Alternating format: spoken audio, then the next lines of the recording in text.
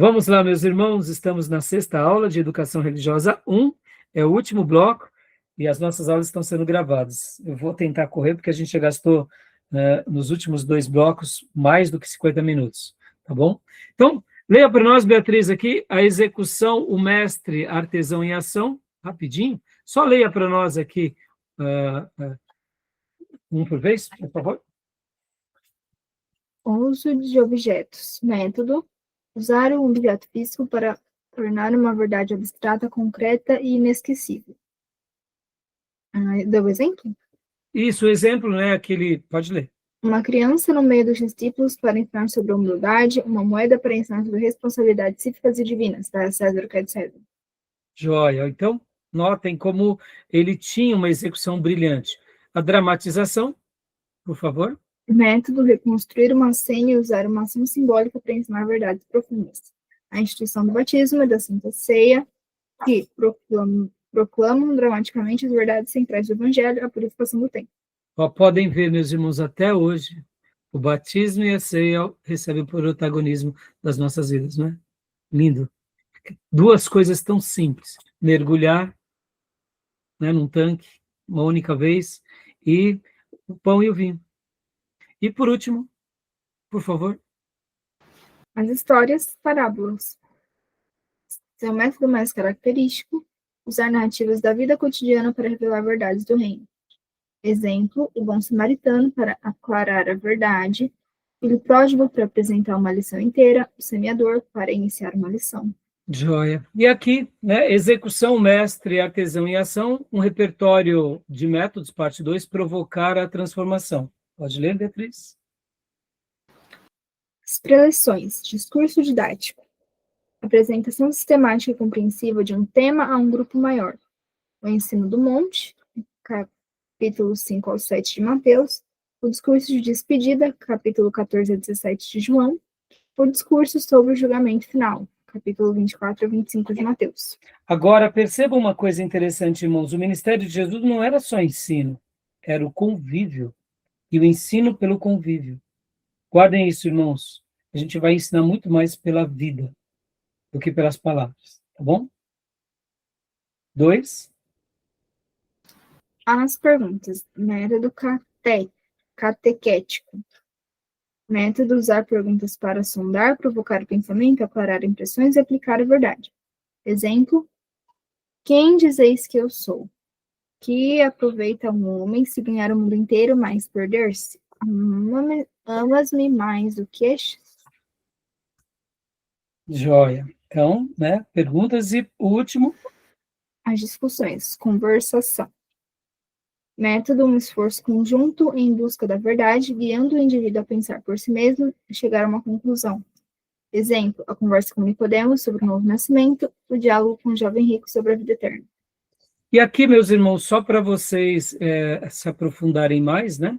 Deixa eu mostrar aqui para vocês, olha só que interessante. No material aqui no Notebook LM, quando vocês abrirem, né, aí os Notebook LM de vocês, olha, dá para a gente utilizar todas essas ferramentas, né?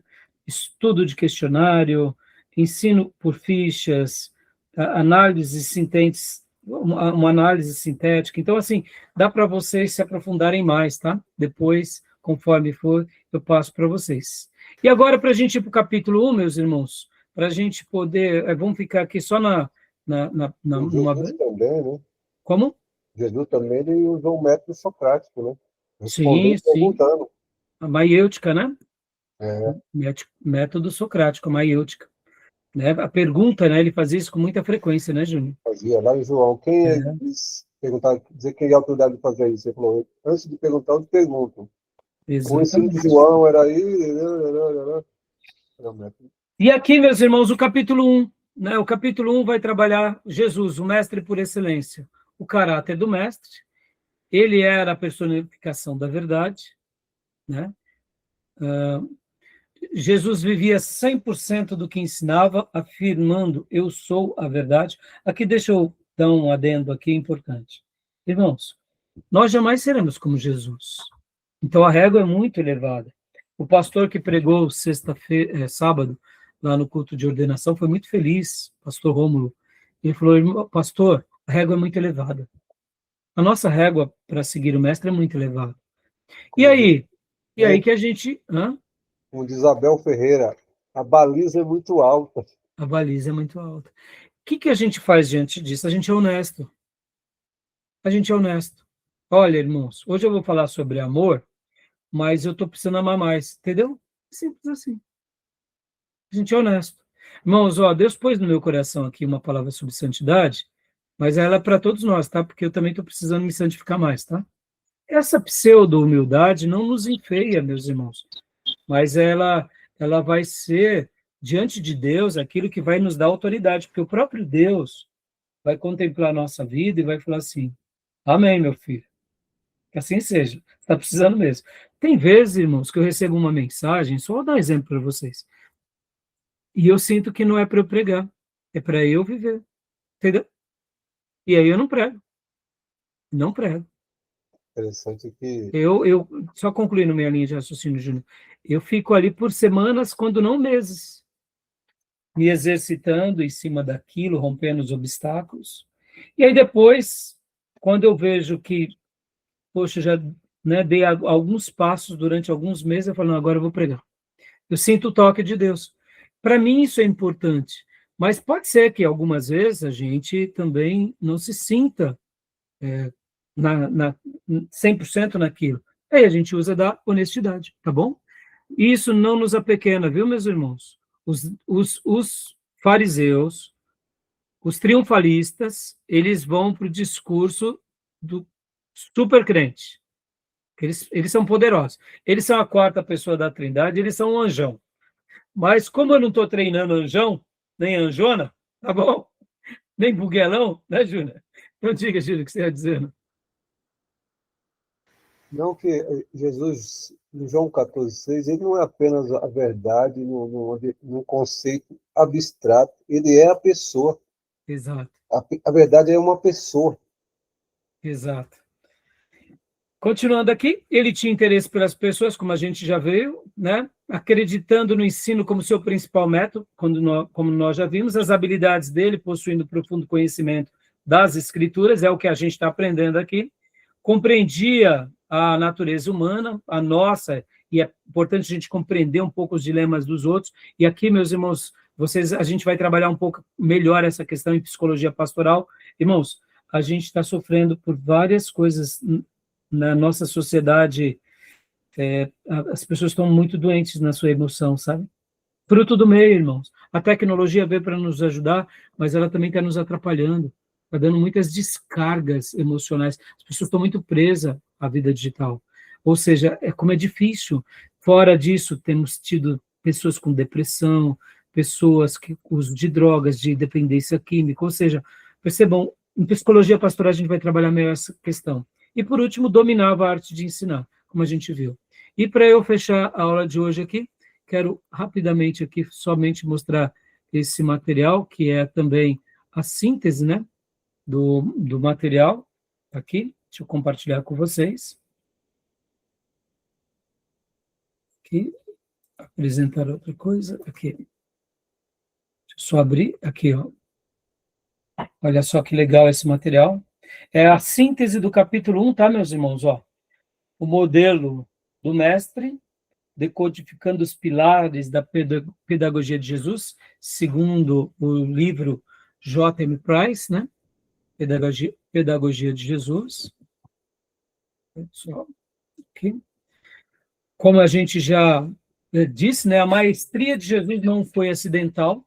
A excelência de Jesus como educador não foi um dom místico ou um evento isolado, como mencionamos há pouco, Beatriz. Foi o resultado de 6 qualificações interdependentes, pilares que sustentavam tanto o seu caráter quanto a sua competência. Ele não foi apenas um grande mestre, ele foi o arquiteto de uma pedagogia transformadora. Ninguém esteve melhor preparado e ninguém se mostrou mais idôneo para ensinar do que Jesus. Frase de J.M. Price. Os 6 pilares da idoneidade para ensinar. Para entender o mestre, analisaremos a estrutura de sua pedagogia. Os 6 pilares se dividem em 2 funções essenciais, né? A base do caráter, o ser, e a estrutura da competência, o fazer. Percebam, meus irmãos, a vida de uma família tem a ver com isso, o ser e o fazer. A pessoa é uma síntese do ser e do fazer. Pode ver, hoje a nossa sociedade ela é uma sociedade tão voltada à aparência que o que importa é o parecer, não é o ser, né? Pode ver que nós somos frutos de uma crise profunda, que é a síndrome do ser contra o ter, né? Pode ver. E nós sofremos também com a síndrome do parecer, né? Então, aqui ó, a base do caráter o ser é a encarnação da verdade, o desejo de servir e a crença no ensino, e a estrutura do fazer, conhecimento das escrituras, compreensão da natureza e o domínio da arte de ensino. Aqui, mais um slide, rapidamente, para vocês, né? A encarnação da verdade, a gente já viu, inclusive aquela frase, né? Aquilo que você troveja tão alto que não posso ouvir. A gente sabe disso, o desejo dele de servir. Eu vou estar passando esse slide também para vocês, tá bom, irmãos? Na realidade, é uma síntese um pouco mais elaborada com palavras, tá? De tudo o que a gente aprendeu, tá bom? Olha só, a gente já viu isso, né? Mas podem ver que o ensino de Jesus, ele era um ensino abundante no lar. Lembra que eu falei há pouco? José, Maria, Isabel, e Zacarias e João Batista. Jesus na sinagoga, Jesus no templo, ok, na sinagoga, e também na escola elementar, que era ali, começava em casa com os parentes, né? Então, continuando aqui, rapidamente. A compreensão da natureza humana, podem ver que ele compreendia muito bem a natureza humana, mas, ao mesmo tempo, percebam como ele lidava com os escribas, como ele lidava com Natanael, ou com a mulher samaritana. Por que ele foi rude com os escribas? Porque ele foi mais manso com Natanael e muito mais manso com a samaritana. Jesus tinha essa clareza de que a mulher samaritana ela era uma prostituta, ou uma mulher mal resolvida, ou uma destruidora dos lares, porque ela mesmo disse, olha, já, né, esse que eu estou não é meu marido, e o Senhor disseste bem, porque a fila já foi longa aí, né? E aí ela reconhece, porque ele era terno com uma mulher samaritana, mais complacente com Ananiel e menos complacente com os escribas, porque os escribas, eles conheciam a verdade. O que você espera de um pastor? O que você espera de um teólogo? O que você espera de quem conhece mais, né, irmãos? Por isso que a gente acaba sendo mais firme com quem conhece mais, e mais compassivo com quem está na ignorância, né? Então, ele tinha essa compreensão. Continuando, já estou terminando, tá, meus irmãos? O domínio, né, da arte de ensinar. Os maiores mestres de nossa era ainda não se puseram em dia com Jesus, ou seja, W.A. Squire. Ele realmente foi e é o mestre por excelência. Por isso que Jesus é um case para ser estudado, até mesmo nas universidades. Agora eu pergunto, por que as pessoas não estudam Jesus nas universidades? É óbvio, vão se converter. Você acha que o diabo quer que um monte de como que é o nome que se dá, Tomé?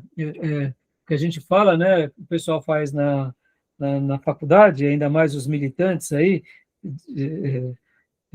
doutrinadores, né? As nossas faculdades hoje é doutrinação né, envezada para o socialismo, mas se a gente fosse estudar mais Jesus em qualquer meio, com certeza as pessoas se converteriam, porque ele é um case de excelência em tudo, né? Tá bom? Então, continuemos aqui. A arquitetura do mestre por excelência, né? A gente já viu os pilares, e a fundamentação. A lição que permanece. A maior lição que os discípulos aprendem não foi uma doutrina, mas uma influência. A maior glória de suas vidas não foi o que aprenderam, mas o fato de que Jesus tinha estado com eles. A vida do professor é a vida do seu ensino. Perceba, meus irmãos, essa frase é linda, né? A influência. Muitas vezes a gente pode até ter certas limitações, mas se nós tivermos uma influência poderosa, a gente vai deixar uma marca poderosa na vida de alguém, tá bom? E para a gente aqui estar concluindo, um modelo para o nosso crescimento, né? Verdade, serviços, crenças, conhecimento, compreensão e a arte, ou seja, saber usar essas ferramentas com excelência. E o mestre incomparável. Qualquer pedra de beira de estradas, sentava-se Jesus aí, transformava-se num trono de autoridade e sabedoria universal. Ele não é apenas o maior dos mestres, segundo J.L. Corzine, ele é o mestre incomparável. Seu modelo permanece como padrão ouro, a inspiração e o guia definitivo para todos que se dedicam à gloriosa tarefa de ensinar. Como disse Marta, o mestre está aí. João 11, 28. Tá bom, meus irmãos? Eu vou mandar para vocês esse material, tá bom? E é isso. Tudo bem, meus irmãos? Fechados? Alguma pergunta? Finalizamos aqui o capítulo 1, tá? Capítulo 1 do livro. E aí, a partir da próxima aula, a gente vai para o 2 em diante, tá? Eu achei que a gente ia hoje fazer o 1, o 2 e o 3, né? A idoneidade de Jesus para ensinar. A gente vai trabalhar no 2 e no 3 nas próximas aulas, e assim a gente vai seguir esse material. Tá bom? Alguma pergunta? Não, tudo certo. Espero que Deus tenha abençoado os irmãos e que possa continuar abençoando ainda mais por meio desse material que a gente tem usado, né?